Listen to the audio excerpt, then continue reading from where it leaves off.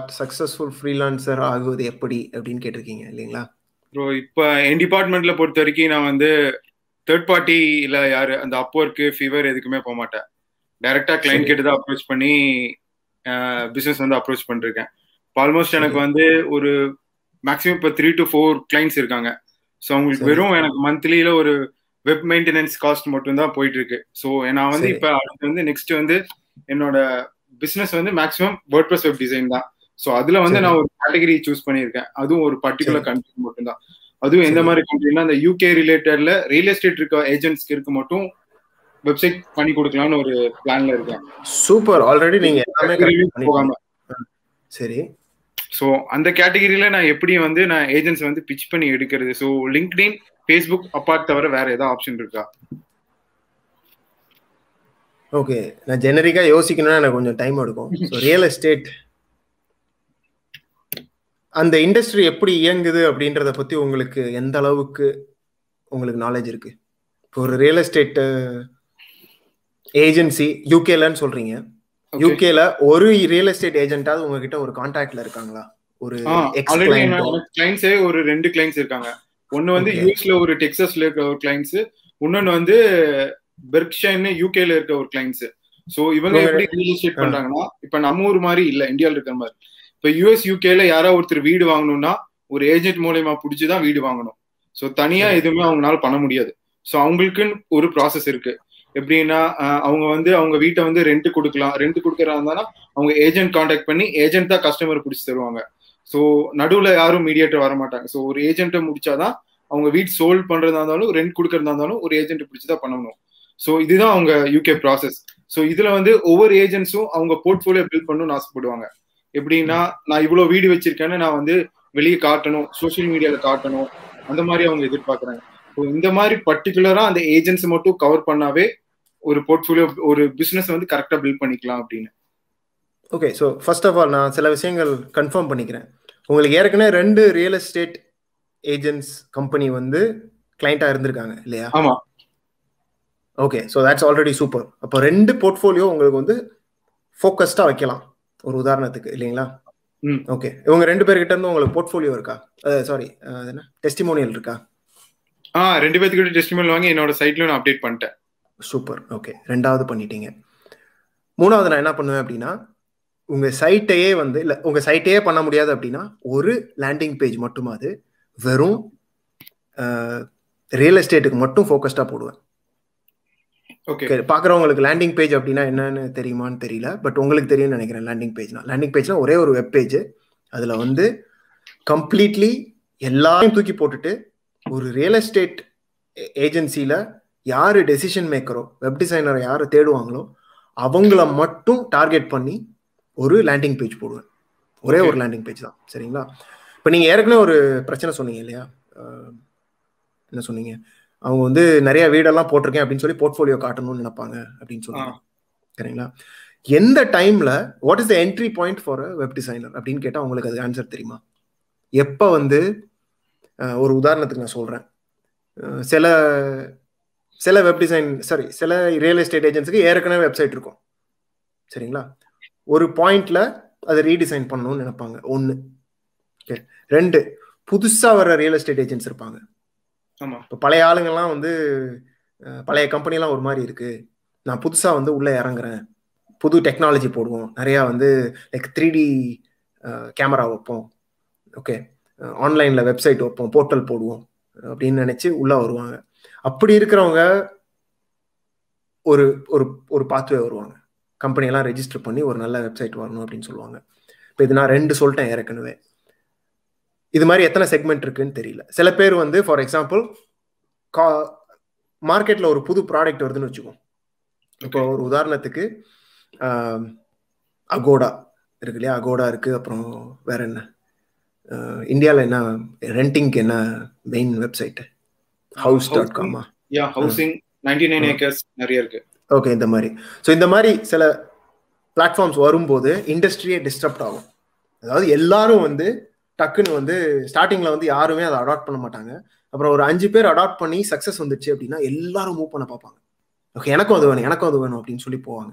அப்போ அது ஒரு என்ன சொல்றது, ஒரு ஒரு ஈவெண்ட். அந்த ஈவெண்ட்ல வந்து நீங்க அதை கேபிட்டலைஸ் பண்ணிக்கலாம்.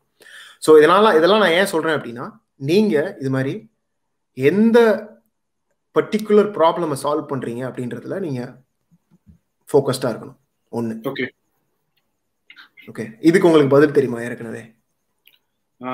இதுக்கு நான் இப்ப ஏஜென்ட்ஸ் எப்படி டார்கெட் பண்றேன்னா, ஆல்ரெடி ஒரு ஏஜென்ட்ஸ் வந்து 4 to 5 years எக்ஸ்பீரியன்ஸ் இருக்காங்க. பிளஸ் அவங்க என்னன்னா அவங்க இன்னொரு ரியல் எஸ்டேட் கம்பெனி கூட ஒரு மெம்பர் பார்ட்டா தான் ஒர்க் பண்ணிட்டு இருக்காங்க. ஸோ அவங்களுக்குன்னு இண்டிவிஜுவலா ஒரு போர்ட்ஃபோலியோ இல்லை. எப்படின்னா அவங்க அந்த பெரிய கம்பெனில இருந்து நான் வந்து தனியா ஒரு பிசினஸ் ஆரம்பிக்கிறேன் அப்படின்னு சொல்ற ஏஜென்ட் கிட்ட தான் நான் அப்ரோச் பண்ணுவேன். சூப்பர். ஓகே, ஸோ இது வந்து ஒரு மார்க்கெட் செக்மெண்ட் ஆல்ரெடி உங்களுக்கு சூப்பரா தெரியுது.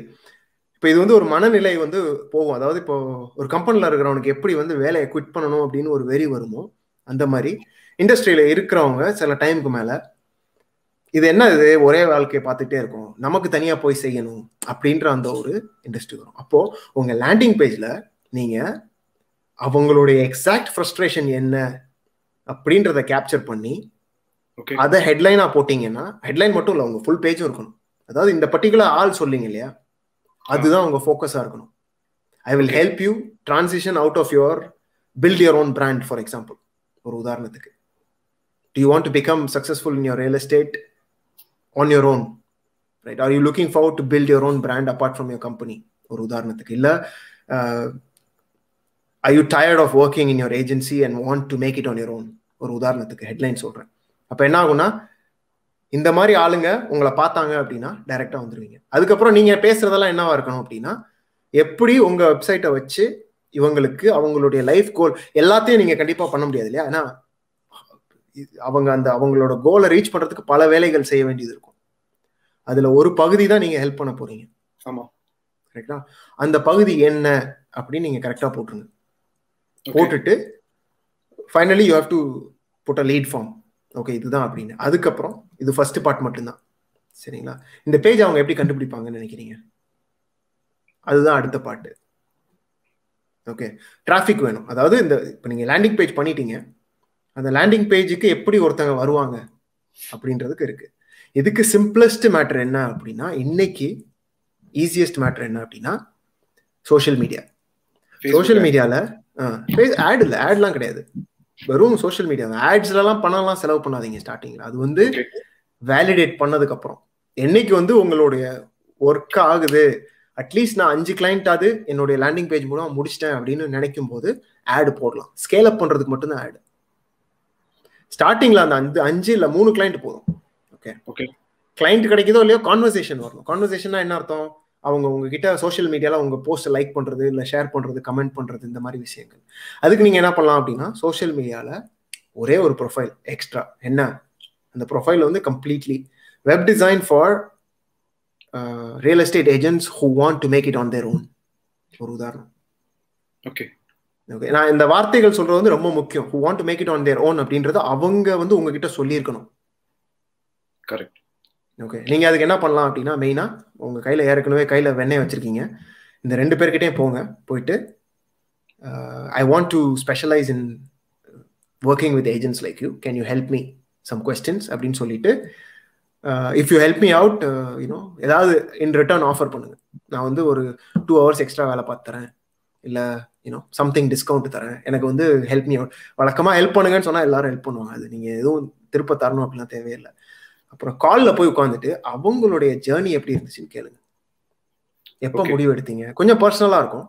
அதுக்கு நீங்கள் வந்து என்ன பண்ணணும்னா, is it okay if you, என்ன சொல்றது, is it okay if I ask you some personal questions because I want understand கேட்டுக்கங்க. அவங்க எவ்வளோ தூரம் ஓகே பண்ணுறாங்கன்னு அந்த செட் பண்ணிட்டு, I want to understand your journey அப்படின்னு ஆரம்பிங்க. ஓகே, எல்லாரும் பேசுவாங்க, யாரும் இதில் என்ன சொல்றதுக்கு என்ன இருக்கு, இப்படி இருந்தேன். அப்போ வந்து அவங்க பேச பேச நீங்க நோட் எடுத்துக்கணும். என்ன நோட் எடுத்துக்கணும்?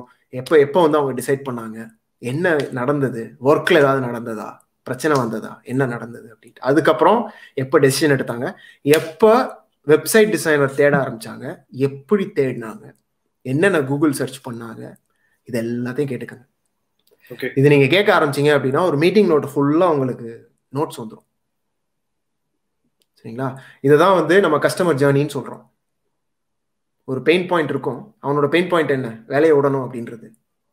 உன்னுடைய கோல் என்ன? கோல் வந்து எனக்கு வந்து தனியா வந்து நான் சொந்தமா ரியல் எஸ்டேட் ஏஜென்ட் ஆகணும் அப்படின்றது. ஓகே, அதுல அவன் ரிசர்ச் பண்ண ஆரம்பிப்பான். அட் சம் பாயிண்ட் ஆன்லைன்ல அவனுக்கு தெரிஞ்சிடும் எனக்கு ஒரு தனி வெப்சைட் வேணும் அப்படின்னு. கரெக்டுங்களா? அது ஒரு அத்தாரிட்டிக்கு எல்லாத்துக்கும். இப்போ அவனுக்கு ஒரு ஐடியா இருக்கும், வெப்சைட் எதுக்கு அப்படின்னா நம்பிக்கை பிறக்கிறதுக்கு. நாளைக்கு ஒரு கிளைண்ட் கிட்ட போயிட்டு ஓகே இதான் என்னுடைய வெஸ்டிங் கார்டு, அதில் என் வெப்சைட் இருக்கு அப்படின்னா அந்த வெப்சைட் பார்க்கறது மூலமா அவங்களுக்கு என்ன தெரியும்னா ஐ எம் சீரியஸ் அப்படின்றது. அது நான் உங்களுக்கு சொல்லித்தர தேவையில்லை, வெப்சைட் வந்து எந்த அளவுக்கு ஒரு அத்தாரிட்டி கொடுக்கும் அப்படின்றது நான் உங்கள்ட்ட ஏற்கனவே சொல்லியிருக்கேன்னு நினைக்கிறேன். ஆமா ப்ரோ, சொல்லியிருக்கீங்க. கரெக்ட். ஓகே, அவ்வளோதான். ஸோ இதுதான் ப்ரோ, இந்த கிளைண்ட் ஜேர்னி, கஸ்டமர் ஜேர்னி ஃபுல்லாக எடுத்துக்கோங்க. ஃபர்ஸ்ட் நோட்ஸ் எடுத்துக்கோங்க. ஃபுல்லு லிசனிங் மட்டும்தான் இருக்கணும். நீங்கள் வந்து அவங்க என்ன சொல்கிறாங்க, என்ன பண்ணாங்க, எல்லாத்தையும் நோட்ஸ் எடுத்துக்கோங்க. பர்மிஷன் கேட்டுட்டான் எதுவும் நீங்கள் வந்து திருட்டுத்தனமாக பண்ணுறான்லாம் நினைக்கணும். This is what I want to do, I want to understand, அவ்வளோதான். மார்க்கெட் ரிசர்ச்னே சொல்லுங்கள். இதை முடிச்சுட்டு இதில் எந்த பாயிண்ட்ல அவங்க வந்து வெப் டிசைனர் வேணும்னு ரியலைஸ் பண்ணாங்க அப்படின்னு பார்த்துட்டு, வெப் டிசைனர் வேணும்னு நினச்சதுக்கப்புறம் என்னென்ன மாதிரிலாம் தாட்ஸ் வந்துச்சுன்னு அவங்க சொல்லியிருப்பாங்க. ஓகே, வெப் டிசைனர் வேணும் தெரிஞ்சிச்சு, எப்படி நான் சூஸ் பண்ணுறது, யாரை நம்புறது, இன்டர்நெட்டில் 1000 ஆப்ஷன் இருக்குது, நான் யார்கிட்ட போகிறது, இந்த மாதிரி 1000 விஷயங்கள் இருக்குது. அதை நீங்கள் நோட்ஸ் எடுத்துக்கணும். இதுலலாம் உங்களுக்கு என்ன தெரியும்னா நீங்கள் என்ன எழுதணும், நீங்கள் என்ன காட்டணும், நீங்கள் என்ன ஸ்க்ரீன்ஷாட் போடணும் அப்படின்றது உங்களுக்கு ஃபுல்லாக தெரிஞ்சிடும். ஓகே, அவங்க என்ன மைண்ட் செட்ல இருக்காங்கன்னு டோட்டல் ஐடியாவும் நமக்கு கிடைச்சிடும். Correct correct. இதுதான் ஃபர்ஸ்ட் ஸ்டெப். இது வந்து ஃபர்ஸ்ட் அந்த லேண்டிங் பேஜ், அப்புறம் அடுத்தது உங்களுடைய சோஷியல் மீடியா ப்ரொஃபைல். அந்த சோஷியல் மீடியா ப்ரொஃபைலில் போடுற போஸ்ட் சில விஷயங்கள் இருக்கு, நான் உங்களுக்கு அப்புறமா கூட ஷேர் பண்றேன். ஸோ ஒரு கேலண்டர் மாதிரி வச்சு என்னென்ன அவங்களுக்கு என்ன பிரச்சனையோ அதை பத்தி நீங்க போடணும். Okay okay. பட் டேக்லைன் வந்து very simple, web design for independent real estate agents. Exactly, அவ்வளவுதான். அதான் அந்த டேக். அதான் இது வந்து வெப் டிசைன் மட்டும் இல்ல, வெப் டிசைன்ல இருந்து ரியல் எஸ்டேட்டுக்குள்ள இண்டிபெண்டன்ட் ஏஜென்ட். இது வந்து என்னை பொறுத்த வரைக்கும் என்னோட எக்ஸ்பீரியன்ஸ்ல திஸ் இஸ் சாலிட். நீங்க பண்ண எக்ஸ்பீரியன்ஸ், ரிசர்ச் எல்லாமே சாலிட். ஏன்னா இது வந்து சும்மா வந்து ரியல் எஸ்டேட்டுக்குலாம் பண்றேன்றது இல்லை, ரியல் எஸ்டேட்டுக்குள்ள இண்டிபெண்ட், அதுலயும் வந்து நான் தனியா போகணும்னு நினைக்கிறவங்களுக்கு பண்றீங்க. இதை இனிமேல் நீங்க ப்ராஃபிட்டபிளா பண்றது உங்க கையில இருக்கு. ஓகே ஓகே, ப்ராஃபிட்டபிள்னா முடிஞ்ச அளவுக்கு டெம்ப்ளேட்ஸ் வச்சுக்கோங்க. எல்லாருக்கும் நீங்க கஸ்டம் ஒர்க் பண்ண ஆரம்பிச்சீங்கன்னா ப்ராஃபிட்டபிளா இருக்காது. ஒரு 3 டெம்ப்ளேட் வச்சுக்கணும், வச்சுட்டு அவங்களுக்கு ஏத்தாப்புல கஸ்டமைஸ் பண்ணி கொடுக்குறது. இவ்வளவுதான் என்னோட இது அப்படின்னு வச்சுக்கிறது. ஓகே, அப்புறம் அதுக்கப்புறம் நீங்க ஒரு 4 பேருக்கு வேலை போட்டு கொடுக்குறது. கண்டிப்பா செய்யணும். சரிங்களா? ரொம்ப நன்றி.